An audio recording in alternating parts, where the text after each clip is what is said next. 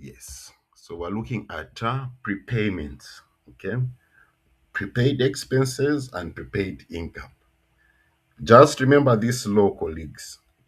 When you see prepayments in a financial statement, whether it's a prepaid expense or prepaid income, you are subtracting.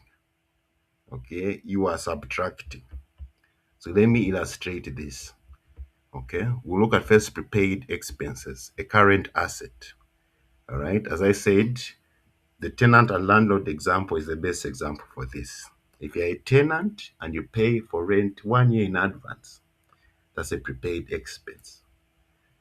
If something should come up along the line, maybe in the third month, you have to move out, you have to go somewhere, and unforeseen circumstance happens, that money which you paid in advance to your landlord can be refunded to you. Okay? If in the contract it says they can be refunded and everything, that money can be refunded to you. Okay, that's why prepaid expenses are a current asset. Okay, yes. So let's look at this example here. All right, you have a trial balance, and they've told you additional information. There was a prepayment for rent of 6,000 kwacha. So you have to make an adjustment in your statement of profit or loss. Okay, you have to make an adjustment. So before we make this adjustment, let's just see the whole story. Okay. Here in our trial balance, we recorded rent of 48,000. This 48,000 includes a prepayment. Okay.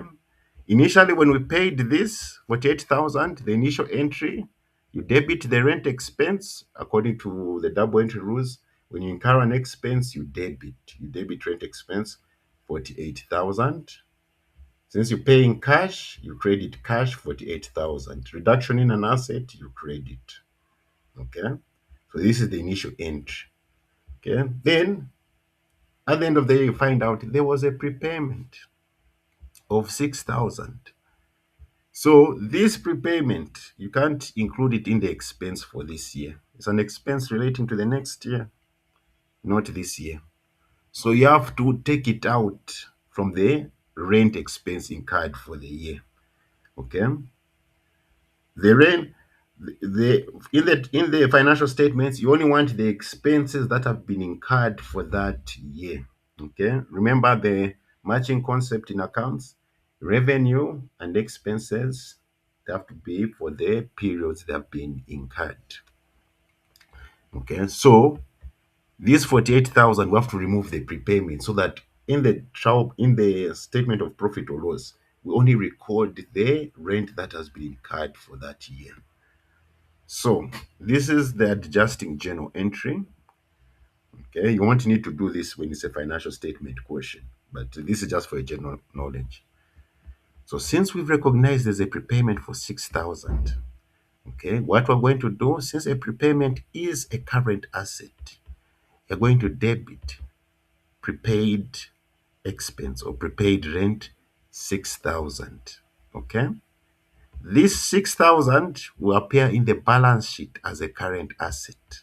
This prepayment you have recognized will appear in the balance sheet as a current asset. Okay. Then we have to reduce this 48,000. We have to remove the prepayment. That's why we're crediting rent expense. We're removing the prepayment. Remember, expenses increase with debit and they reduce with credit. So we have to remove this 6,000 out of this 48,000. That's why we're crediting the rent expense.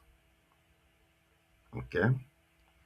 So in the statement of profit or loss, as you can see, on rent expense, you're going to say 48,000 minus 6,000, you're going to get 42,000.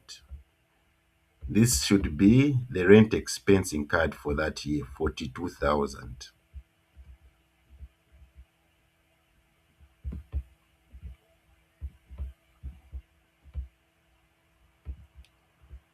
Okay, this is the rent expense incurred for that year, right? Then in the balance sheet, under current assets, you're going to put 6,000.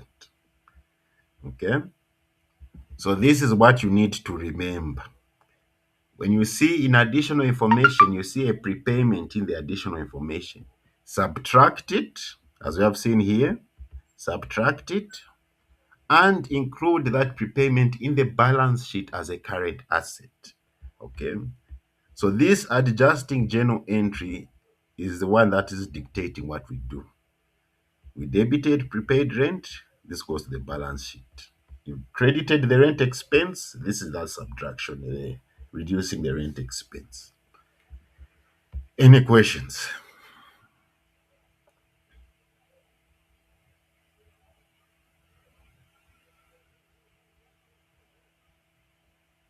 Okay.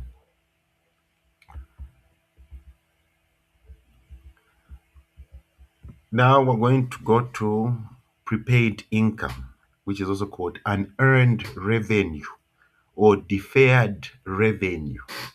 Okay, it is a current liability back to the landlord and tenant.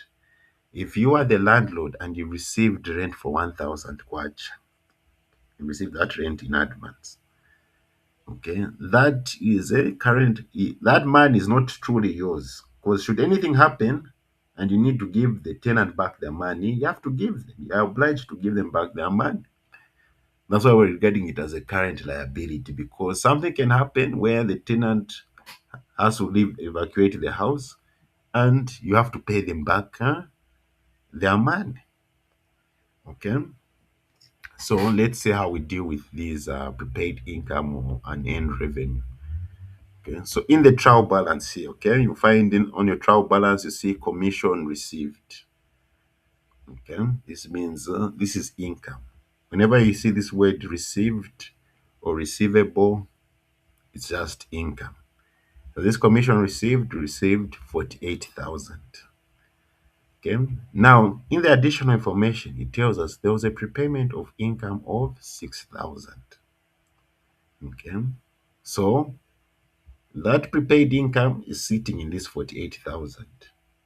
Okay, so we need to remove it out so that we only record the income that we've earned for that year.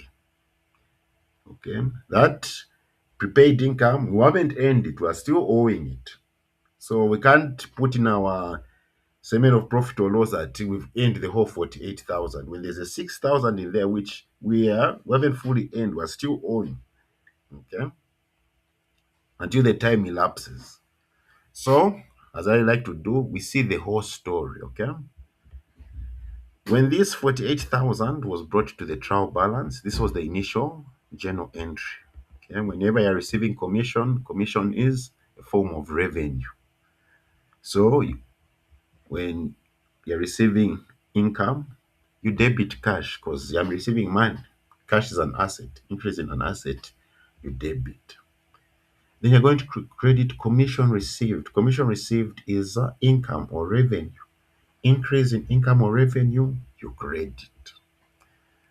All right. And then the end of the year comes and you find out no, there is 6,000 which we haven't earned yet.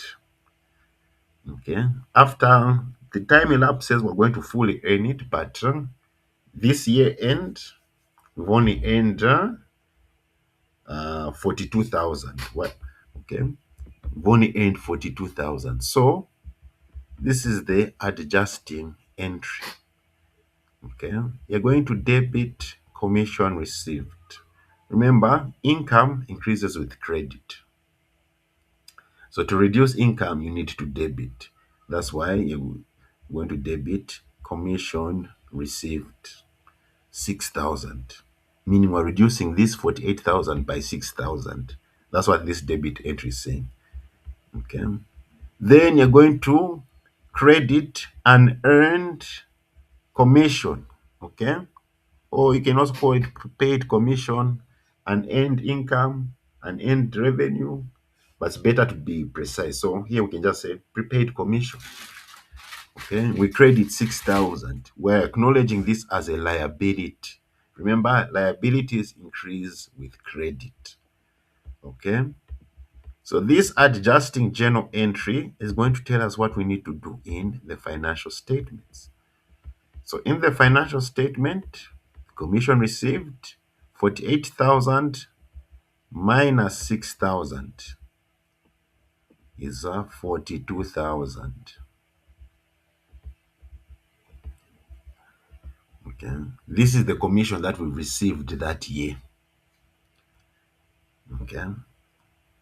Yes. This was this debit entry here. We're reducing this 48,000 by 6,000 to represent how much income we've earned for that year. Then in the balance sheet, under current liabilities, you put prepaid commission one end revenue 6,000 kwacha, which is represented by the credit entry. So this is the thing, colleagues. Prepayments, whether they're an expense or income, you subtract in the statement of profit or loss. Then in the balance sheet, if it's a prepaid expense, you recognize it as a current asset. If it's a prepaid income, you recognize it as a current liability. Any questions?